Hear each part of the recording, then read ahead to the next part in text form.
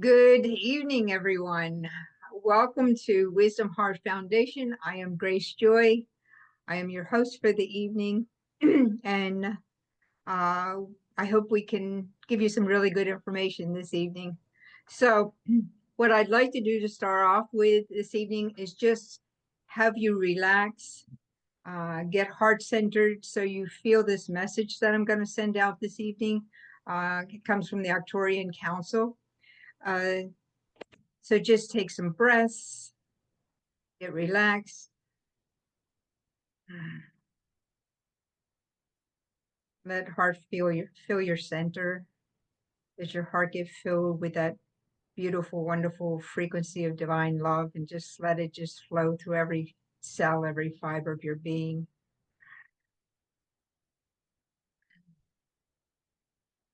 This message is from the Aquarian Council. At times, it may feel as though you are being drawn through the eye of the celestial needle, where the currents of energy refine your essence, distilling your awareness to its most luminous core. This force carves its path through your consciousness, magnifying the physical and emotional layers of your being. As you are ushered through this sacred passage, only the weightless aspects of your soul may pass, while the dense burdens you have carried must be relinquished, left behind like the husk of old cells that no longer serve your becoming. It is an exquisite compression, a divine narrowing, where transformation is both graceful and intense. The ascension you now experience is a fusion of transcendence and the raw, unrelenting intensity of metamorphosis. Dear lightworkers, this very sensation, this ethereal quickening, is the embodiment of the path you chose long ago. Since the great conversions of August 1987, you have been propelled upon a course of accelerated evolution, drawn inexorably towards a moment foretold by your spiritual ancestors. That moment is now unfolding, its window stretching towards completion by the close of 2030. This, dear ones, is why so many of you feel the pulsating urgency of something vast approaching, paired with sensations of being pressed through an ever-tightening threshold. In the grand scheme of galactic time, the next 5 years are but a fleeting breath, akin to an intense weekend of initiation, with the final bell of Ascension ringing out as you step into the great hall of cosmic graduation. No wonder these shifts feel so profoundly rapturous. Your frequency is leaping between vibrational states at a velocity your star families perceive as near instantaneous. And in these coming years, the tempo will only intensify as your ascension train hurtles towards its destined station at staggering, light-laced trajectories. Amidst this grand acceleration, we implore you, pause, gaze into the mirror of your soul, and honor the miracle that you are. For what you are achieving in this fleeting heartbeat of the cosmos is nothing short of the extraordinary. Channeled by the Arcturian Light Command. Take a breath, just breathe it in. There's a lot packed into this message. So I thought it would be a good idea to break it down some and really get the whole full meaning of it. So in the beginning, it says, at this time, it may feel as though you are being drawn through the eye of the celestial needle, where the currents of energy refine your essence, distilling your awareness to its most luminous core. I think we're all kind of feeling that right now, as we've been going through this winter time, and we're thinking that, this is the time for rest and restoration, but we're feeling this winter feels different from every other winter. This feels like we're being pressured. We can feel that pressure all around us, as though we are being squeezed through the eye of the needle, coming out the other end of it eventually. And I think that's when spring is going to break forth, and we're going to break forth also on the other side of this being pushed through this eye of the needle. And I think the pressure, in some ways, it's not that the pressure will lighten up, it's that we will have adjusted to the higher frequencies, because the frequencies are going to continue to become more amplified and amplified and amplified in us, because we're moving towards our full graduation. And so we're adjusting very slowly to these higher frequencies, and because your nervous system has to be able to take this in and adjust to it. So I think that's what's happening as we're moving through these, taking in more and more of the higher frequencies. Our bodies are adjusting to it, and that's why it feels like pressure sometimes, pressure on the nervous system, but we're getting through it. So, the force carves its path through your consciousness, magnifying the physical and emotional layers of your being. As you're ushered through this sacred passage, only the weightless aspects of your soul may pass, while the dense burdens you have carried must be relinquished, left behind like the husk of old selves that no longer serve your becoming. And I've talked about this so many times, how you can't take the stories with you into these higher frequencies, into the ascension frequencies. You can only take the gems that you get from them. But the storylines, the pain and everything that you felt and all, has to be let go of. You have to relinquish it and let it go, because you can't carry that forward. And that's what this is talking about here.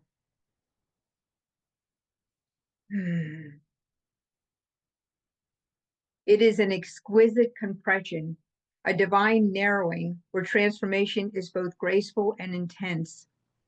The ascension you now experience is a fusion of transcendence and the raw, relenting intensity of metamorphosis. This is that period where we are trying to break free, that last bit of push we have to do to break free and become the butterfly. It's like it just has a little bit of hold on us now, and we can feel that intensity, and we're tired, we're exhausted, but we know we have to do one more push in order to break free completely. Our work isn't done then. We're the butterfly, but we can't fly because our wings are wet. They have to dry out before we can actually take flight. But this is the next step. So we're celebrating this, or we're just taking all the energy that we have and we're pushing that last big push we have to do, and that last big shake we have to do to release the energy that the cocoon still has on us. What was the cocoon still has on us, so we can land gently onto the ground and then rest again. So there's going to be one more push before we can actually take another breath, and we can rest again and get our energies back and everything before we actually really take flight. Dear light workers, this very sensation, this ethereal quickening, is the embodiment of the path you chose long ago. We chose to come in at this time. It's so magical. We chose to come in at this time, knowing how difficult it would be, knowing the importance of our presence, our light, to anchor in this energy of this ascension, knowing that we would have to be the ones that would be the way showers for those that were coming in after us, knowing we were going to have to hold that light for all of humanity. But we chose to do this. This is the most auspicious experience that you could ever experience. This does not happen. This is humanity bringing in that Christ consciousness, anchoring it in our physical bodies, so that not only can we take this with us anywhere throughout the universe, we can take our physical bodies with us too if we choose to, because now they have been lifted up. We are a totally different human. We're an evolved human that is shifting from our carbon-based body to our crystal and solar light bodies. Frequency so high, and we have accepted this responsibility to be able to do this, to be the first ones, the way showers, to come in here to do this. And now we're going through this process and we're in the middle of it now. We're almost on the other side of it now. And our nervous system has gone through a lot over these years. Since 1987 is when we had the conversions. In 1987, where the 5 feminine masters came in. This is when those 5 feminine masters that came in began to really make things progress even faster, took us out of that masculine, very rigid energy of power and greed and selfishness and structure and all, and began to shift us into this feminine aspect of surrender and letting go and love and compassion and joy and cooperating with each other in our working together. So it's lifting us out of that now. We've been propelled upon a course of accelerated evolution, drawn inexorably to a moment foretold by our spiritual ancestors. This was foretold so many years ago, hundreds of years ago. This time was prophesied, and nobody thought it was ever going to happen. But I heard this information 40 years ago from my minister and mentor. And everything that I'm reading now, going through these courses now that she channeled at that time, 40 years ago, and I'm reading it, and it's like she just wrote it last week. It's talking about the time that we're in right now. And so it's exciting to me to be able to see that. So this will come to its conclusion by the close of 2030. By that time, all will have shifted into these higher frequencies that choose to do it. If some choose not to do it, then they can continue on the frequency of duality, of up and down, right or wrong, good or bad, all that. But those that choose to rise above this and go into unity consciousness, fully embrace Christ consciousness in everything, our frequency and vibrations are being elevated to a whole new human. And there have been humans that have evolved before, and sometimes it only took one chromosome added to create a new human. And so, but we're having all of our chromosomes, all of our DNAs being activated now. 24 chromosomes of DNA and everything is being activated now. All the gifts of the spirit are now being anchoring into us. All of those gifts of clairvoyance and clairaudience and teleportation and telepathy and all that you can think of is now coming online. Once this is complete, you will be able to look at people and just know whether they're telling you the truth or not. Nothing will be hidden. It will be completely transparent by this point. So, which I think is really exciting. So this, dear ones, is why so many of you feel the pulsing urgency of something vast approaching, paired with the sensation of being pressed through an ever-tightening threshold. In the grand scheme of the galactic time, the next 5 years are but a fleeting breath, akin to an intense weekend of initiation, with the final bell of Ascension ringing out as you step into the great hall of the cosmic graduation. This is a graduation. And I have been telling people all along, we are masters that come into duality to forget that we're masters, to remember again that we're masters. But not only remembering that we're masters, we're going into a graduation where we are going to physically, in every way, shift into ascended mastership while still in a physical body, which is absolutely insane and exciting at the same time. But we chose to do this. No wonder these shifts feel so profoundly rapturous. Your frequency is leaping between vibrational states at a velocity your star families perceive as near instantaneous. And it's really funny because I have felt lately in a rapturous state most of the time. I feel like I'm home already. And home to me is Saran, is the planet that I spend most of my time in. So I feel like I'm already there. I don't have to just be there or see it in my dream time or in meditation, I feel like I'm right there and I'm right here at the same time. It's like a light flickering all the time. It's very strange, but I've gotten used to it. But because I've been feeling like this for probably about 6 months or so, maybe a year now, I've been feeling like this. I've gotten used to this new frequency and everything. And it really feels really cool. And in these coming years, the tempo will only intensify as your ascension train hurtles towards its destined station at staggering, light-laced trajectory. Amidst this grand acceleration, we implore you, pause, gaze into the mirror of your soul, and honor the miracle that you are. And that's what we should be doing this winter. Just pausing, just taking a breath before you take that last big push to release yourself completely. Take a breath. Do an evaluation. Where am I now? How do I feel now? Look into the mirror and look into your soul. Is there anything else that I have to let go of now? Is there anything else I need to release? Am I spending more of my time and attention on my higher self now, or am I still in the lower vibrations, putting my attention there throughout the day? Evaluate where you're at. That's why I ask people to ask themselves those last 3 questions when I've been talking about the last couple weeks. What are the last thoughts and feelings that I had before I go to sleep at nighttime? Because that's when you'll take into your dream time. You should be thanking God for the day that you had, that you just finished.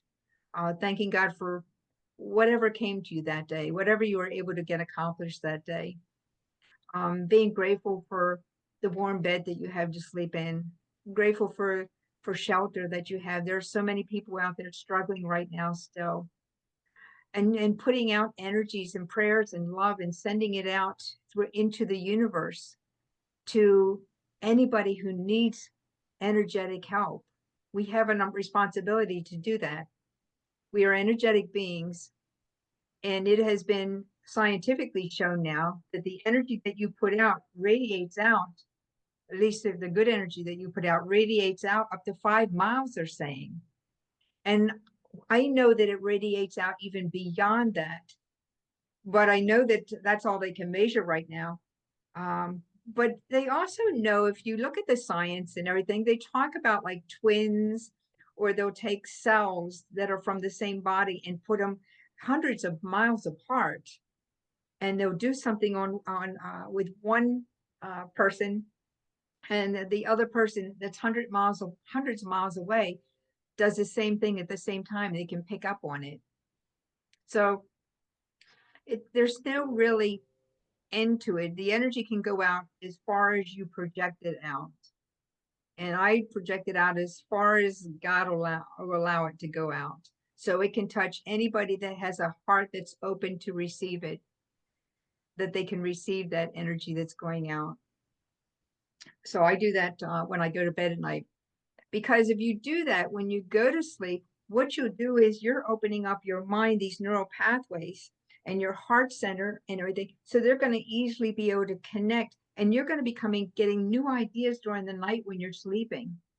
New ideas are going to come to you. New inspiration is going to come to you. You're just going to have a really good night's sleep. And when you wake up in the morning, the first thing you say in the morning is going to be connected to the last thing that you said at nighttime before you went to sleep. So you're going to be in a state of rest. You're going to be kind of energized for the day ahead of you. You're going to appreciate. When I wake up in the morning, the first thing that I do is I say good morning. Good morning to God. I say good morning to Christ consciousness. I say I'm so excited about this day. I appreciate the bed that I'm in. I appreciate the good night's sleep that I got. I wake up in a state of appreciation and gratitude. And I look in the mirror and at myself in the mirror before I go anywhere, and I say, who can we bless today? What kind of fun are we going to get into today? I am open for anything that day, because I know that I'm not doing anything by myself, I always have a legion of angels around me. I have a guardian angel I can count on. I'm connected with Christ consciousness. And I am open. I have no fear of getting into new things. I will try anything and know that I'm going to get some wonderful experience out of it. So, for what you are achieving in this fleeting heartbeat of the cosmos is nothing short of extraordinary. I really, really want people to understand that you are so powerful. And you came in, you chose to come in at this time to not only experience the end of the Piscean age, but to be here shifting into the Aquarian age, these higher frequencies that are so different.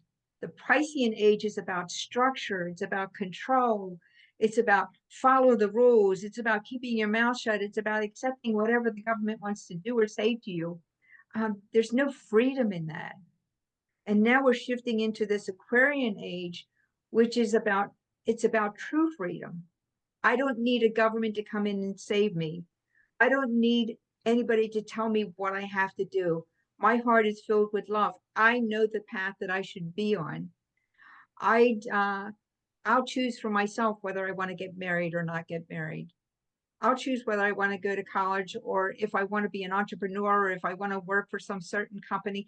I'm making these choices because I'm a sovereign being. I don't need somebody else programming me to do everything they want me to do and keep myself quiet and everything and feel miserable because I'm not following my own inner passion. I am not letting my mind, my carnal mind, lead me anymore in this journey forward.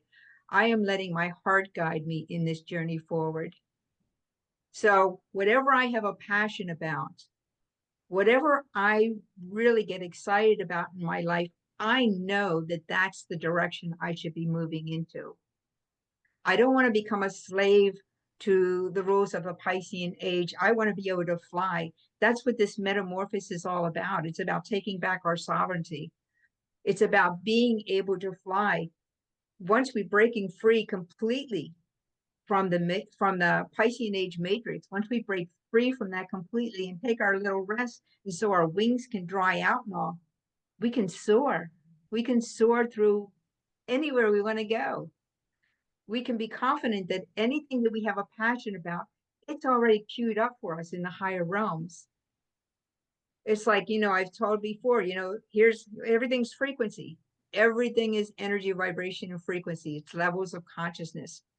So if Christ consciousness is up here and you were vibrating down here at some point over your spiritual evolution, over time, you've been slowly readjusting and readjusting and readjusting. This is where we're at right now. We are here. If we're not here right now, we're going to be here really soon, lined up with Christ consciousness, lined up with our own sovereignty, lined up with our heart center so that we can live our life to the very highest. And that should excite everybody so that you can be the very best that you can be. And your energy is going to lift everybody else up too. If we all commit to this and put the work in and do this every day, I choose love. I choose love. I choose love. I choose love over fear. I choose compassion over sorrow and sadness. I choose prosperity over lack. I choose health over sickness and death. Everything is a choice. Choose the higher. Every day, every moment, choose the higher. Choose what you want. Nobody wants to be sick, but people talk about sickness all the time.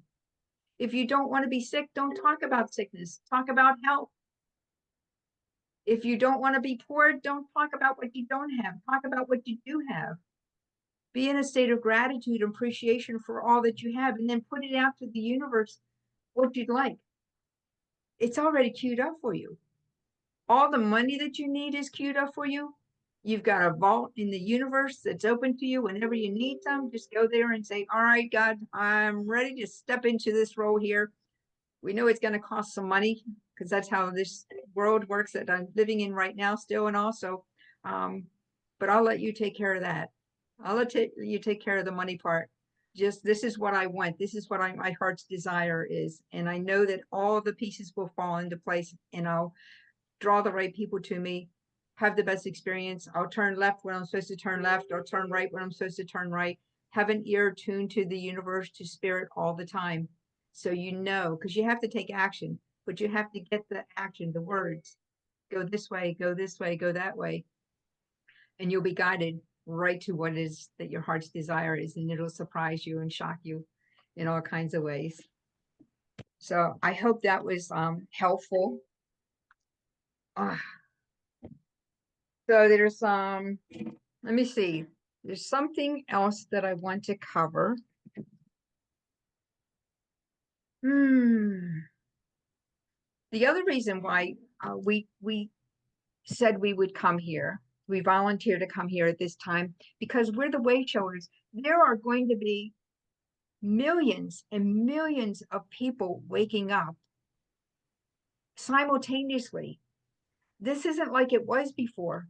Before it was just here and there, somebody be waking up and somebody be waking up, but this has taken on so much momentum in the last 5 or 10 years, especially in the last few years. It has built so much momentum now that there's no way it can be stopped. You're going to have millions, hundreds of millions of people waking up at the same time.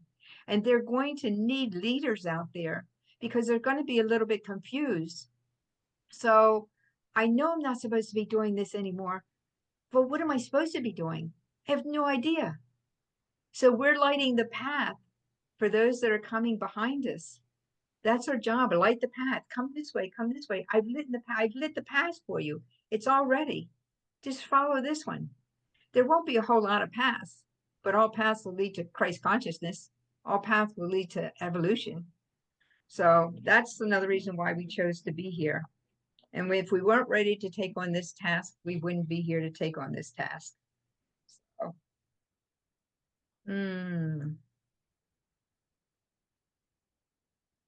Oh yeah, I want to mention this too. This is another little tool that really is just really come into my awareness just really in this past year, how important it is.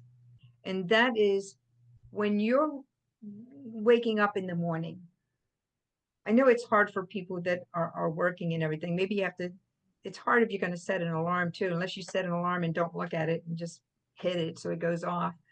But, or at least on your days off of work, when you wake up in the morning, don't open your eyes right away, because you can be in that wakeful state.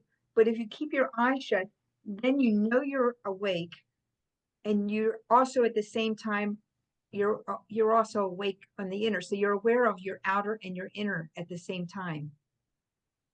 So if you keep your eyes closed, you can still get more information. And the things that you experience during the night will stay with you longer than if you just open your eyes right away. Because if you open your eyes right away when you wake up and all, then everything that you dreamt of or saw during your nighttime and all usually dissipates really quickly. So I would encourage you to just stay in the presence with that, because for me, I know the minute I open my eyes, I'm awake. I can't go back. You know, I can't deny that I'm awake. I open my eyes. Oh, okay, yes, here's the room. All right. But if you keep your eyes closed, you know you're awake, but at the same time, you're aware of what's going on inside as well. So you're going to gain some more knowledge that way. You're going to be able to remember some of the things that you got during the nighttime when you're sleeping. And I think that's really important to do that. Yeah, it's just another step, another level of awareness, because the minute we open my eyes, I mean, I've done that. I've done this for a long time. I just really didn't pay a lot of attention to it until this past year. And Spirit's been just telling me, pay more attention to it, spend more time in that pause. And I did have an experience a few years ago when I was in a dream, but I was getting close to that wake stage, but I did not like the outcome of that dream. So instead of waking up, I even said to myself, no, I'm not going to wake up with this outcome in this dream. So I kept my eyes shut, and I stayed in the dream, went back into the dream, and changed the outcome. And when I was satisfied with the outcome, that's when I woke up. So we have that power to do that. So keep that in mind. It's just another tool in our box of many tools that we have that we can count on and use. There is, I think this I want to do in the closing. I want to mention something that's I'm going to talk about next week. There's been a reason why I've been drawn to connecting with young people, young adults and stuff.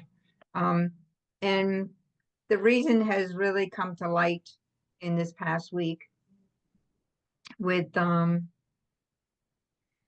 Cy's suicide.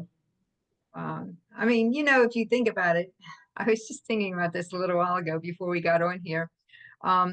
We all really commit suicide because we are eternal beings. So we use some way to leave our bodies at some point. So really, but it's hard when it's somebody young. It's difficult. It's the most devastating thing a parent can go through, is to have one of your children commit suicide. And it doesn't matter if they're 10 years old, and we have 10 years old committing suicide, and we have, you know, people in their 30s, 40s, and 50s committing suicide too. It's all ages, but it's particularly risen to a crisis level with preteens, teenagers, and young adults. So it's really been put on my heart big time to do something about this, because I did some research on it, and everybody is coming up with one reason why teens are doing this, why young people are committing suicide. It's the food, it's the vaccines, it's this, it's that. They're focusing on one thing. They're doing studies on picking one thing and doing a study on that one thing. But there are a lot. I mean, we're multidimensional beings. There are lots of reasons. It's not just one thing. There are lots of things that are contributing to this rise in suicide right now. And I want to be able to address those things. So what I'm doing is I'm putting together 3 courses over the next several months. And I know Patty wants to have her son leave a legacy behind. So this initiative is going to be in his name. This will be his legacy that we're going to put together and leave behind. I want to reach, there'll be 3 courses, because the courses will reach 10 to 13-year-olds. One course, another course will reach 14 to 17-year-olds, and the last course will reach 18-year-olds and above. Because those are the different levels. The language has to be different in each course. The teaching has to be geared towards their age group. And so that's the initiative that I'm being guided to move to. So next week's talk is going to be a bit more about that, and how I will need people that are drawn to that too, even if they're not drawn to it, to be able to get message out to other people that are suffering. Because kids don't talk to their parents about things like this, about how they're feeling. And I know that. And young adults really don't either. They just one day make a decision that this is the day I'm going to leave. And I understand a lot about what it's about. Everybody goes through a dark night of the soul. Everybody does. And I'm going to talk about this next week and all, and how we can help people get through that dark night of the soul and come out on the other side of it where it's light again.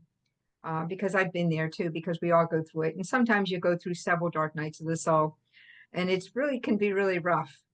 So I want to be able to help people to get through that. Just don't be afraid of the storm that you're in. Go through the storm. You will come out on the other end where it's light again, and you will be so much stronger when you get to the other side.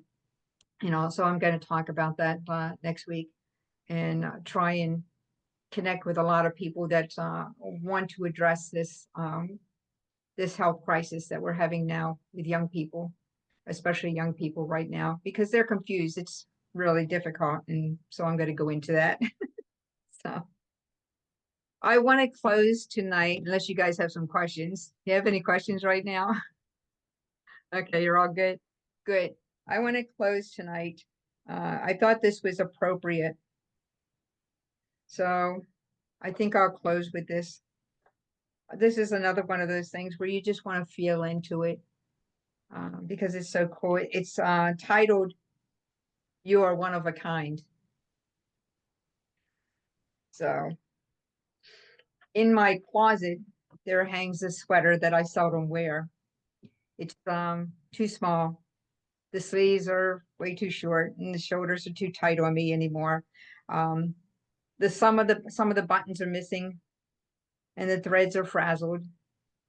Logic says I should clear out the space and get rid of the sweater. That's what logic says.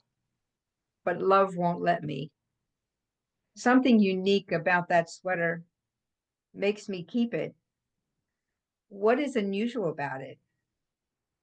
It's the creation of a devoted mother expressing her love. The sweater is unique. It's one of a kind. It can't be replaced. Each strand was chosen with care. Each thread was selected with affection. And though the sweater has lost all of its use, it has lost none of its value. It is valuable not because of its function, but because of its maker. That must have been what the psalmist had in mind when he wrote, "You knit me together in my mother's womb." Think about that. Song 139, verse 13. You knit me together in my mother's womb. You were knitted together. You weren't an accident. You weren't mass produced, and you aren't an assembly line. You were deliberately planned, specifically gifted, and lovingly positioned on this earth by the master craftsman. In a society that has little room for second fiddles, that's good news. In a system that ranks the value of a human by the figures of his salary or the shape of her legs, let me tell you something. Jesus's plan is reason for joy. No one is useless to God. No one. You have a purpose. You are special. Everyone is special that comes here. You have a special gift. You have a way of touching someone that's in ways that nobody else can touch someone. You have a lot to offer, and you just need to connect with that and believe that within yourself. It doesn't matter how awkward you might feel or how you feel like you're not good enough or worthy enough to be doing whatever it is that your heart wants you to do. It doesn't matter. What matters is that you know that you are a creation of God and you have something to offer. Just trust in that and surrender to that. Allow God to move through you and guide you in everything that you choose to do. Never think you're not good enough, because just being here is good enough for God. You are a being of light and you have a purpose, and you can awaken in the hearts and minds with other people their light. Sai, when he took his life, he may not have had any idea of how many people he touched while in the 20 years that he was here on this planet. But I watched the funeral service, and there were so many people there, so many of his school friends from the university that were there, so many relatives, cousins, and everything. And they all had really genuine, authentic things to say about him, so filled with love and how kind he was. You know, oftentimes we don't know how we affected somebody else until we hear it from someone else. Oh yeah. Yeah, Johnny, before he passed away, he told me how much you meant to him, how much you helped him during his life here and stuff. You hear it from somebody else. We make a difference, whether you're aware that you're making a difference or you're not aware you're making a difference, you're making a difference. Just celebrate that. That is enough, just itself. Oh. So I hope you got something out of this tonight. It was, I love doing it, and I look forward to seeing you next week. Namaste.